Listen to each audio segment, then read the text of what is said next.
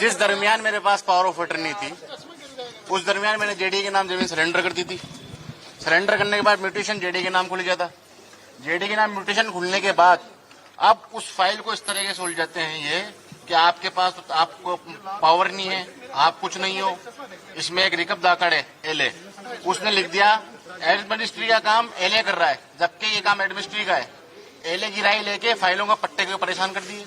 लोग बाग के पट्टे लेना रहे, जेन्युइन बाय आ रहे, वो परेशान हो रहे हैं। फर्जी पट्टे आचार संहिता खत्म होने का इंतजार करते तुरंत जारी कर देते।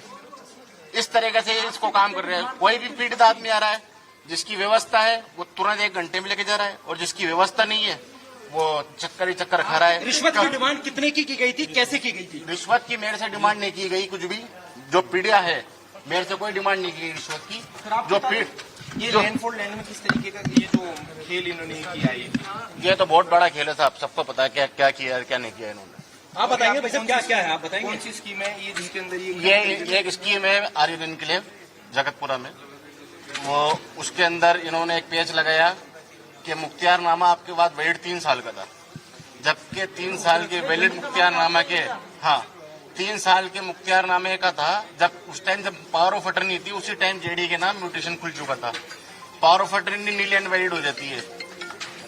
नील एंड वैलिड होने के बाद अब लोगों को परेशान करने के लिए एक रिकब एलए है, वो इसमें लिखता है कि पावर ऑफ अटर्नी 3 साल के लिए ही वैलिड है, जबकि ये चीज कतई पॉसिबल नहीं है। जनता को परेशान करने के लिए पेज लड़ा दिए इन्होंने 3 महीने से।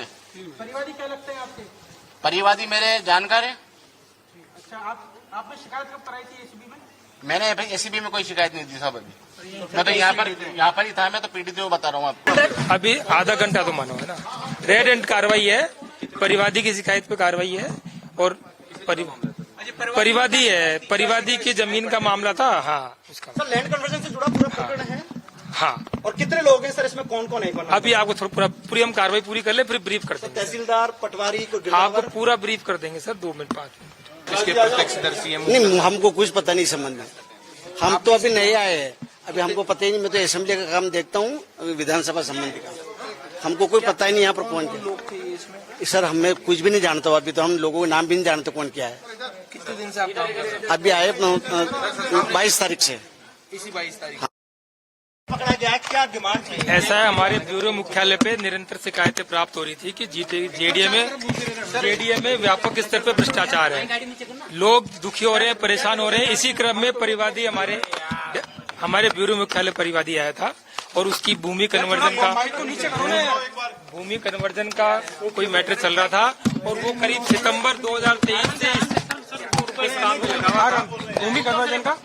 भूमि कन्वर्जन का मामला था, तो सितंबर 2023 से उसने फाइल लगा रखी थी। वो चक्कर काट के थक गया था। अंततः वो ब्यूरो के पास आया, डायरेक्टर जनरल जो ब्यूरो है उनके पास में आए, डीजी साहब के पास।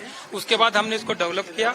डेवलप करने के बाद में उसके द्वारा जो परिवादी ने हमें शिकायत दी थी कि ब्यूरो के अंदर जोन 9 के जो अधिकारीगण है, तहसीलदार है, पटवारी है व अन्य अधिकारीगण है, ये सब लोग उनसे उनके काम करने के एवज में, वैध काम करने के एवज में रिश्वत राशि मांग रहे हैं।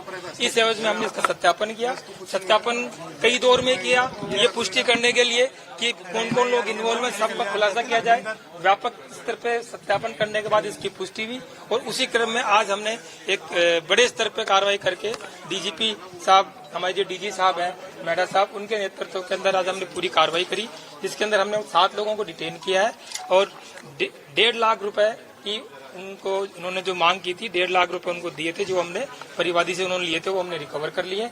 इसके अतिरिक्त भी 1 लाख रुपए हमें मिले। इसके अलावा अब हम लोग इस चीज की जांच कर रहे हैं कि और लोग किन किन लोगों का इसमें इन्वॉल्वमेंट है, आगे किन का इन्वॉल्वमेंट है।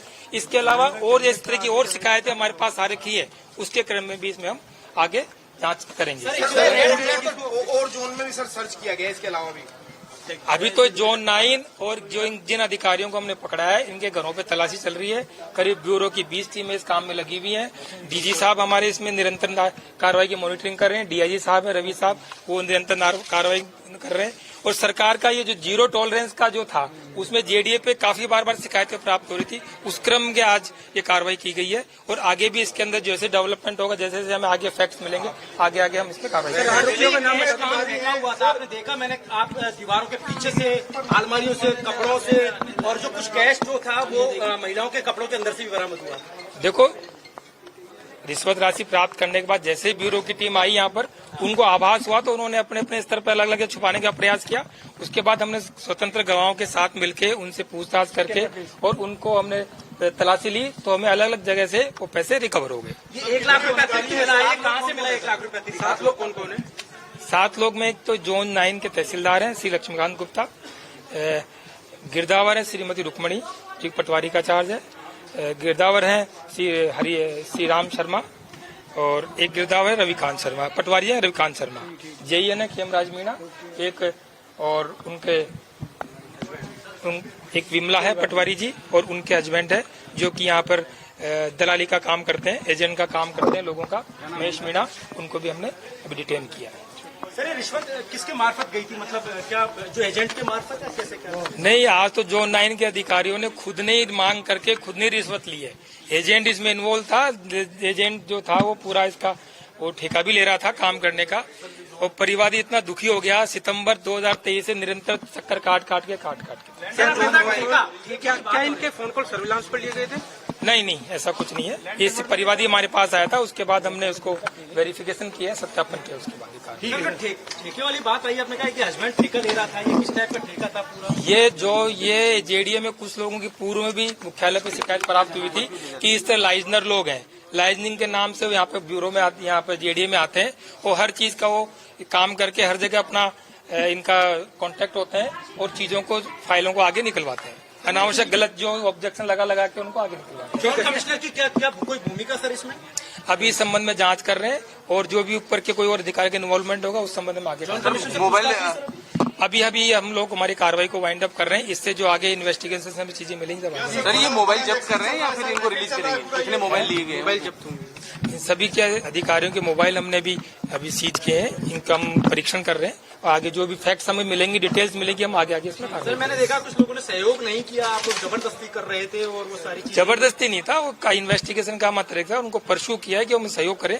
अल्टीमेटली उन्होंने हमें हमारी सहयोग किया और कार्रवाई करवाई। सर एसीबी द्वारा लगातार जो कार्रवाई की जा रही थी आप लोगों के द्वारा, तो आज तक ये खौफ खत्म क्यों नहीं हुआ एसीबी का लोगों में? कौन खत्म नहीं होता था? छोड़ो। अगर आप ये वीडियो YouTube पर देख रहे हैं तो हमारे चैनल को सब्सक्राइब करें और बेल आइकन को दबाना ना भूलें। अगर आप Facebook पर ये वीडियो देख रहे हैं तो हमारे पेज को लाइक करें।